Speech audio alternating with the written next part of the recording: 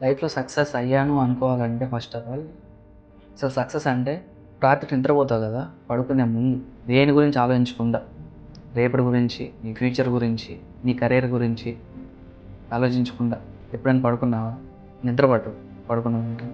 అలా నీకు ఎప్పుడైతే నిద్ర పడతదో పడుకున్న వెంటనే రేపు ఏం ప్రాబ్లమ్స్ లేవురా, నెక్స్ట్ ఈఎంఐలు లేవురా, అలా సక్సెస్ ఉన్నప్పుడే మన బ్రెయిన్ పీస్‌ఫుల్‌గా ఉంటదన్నమాట ఫస్ట్. అలా పీస్‌ఫుల్‌గా ఉన్నప్పుడు మాత్రమే మనకి స్ట్రెస్ ఉండదు. స్ట్రెస్ లేనప్పుడు హ్యాపీగా నిద్ర పడతది.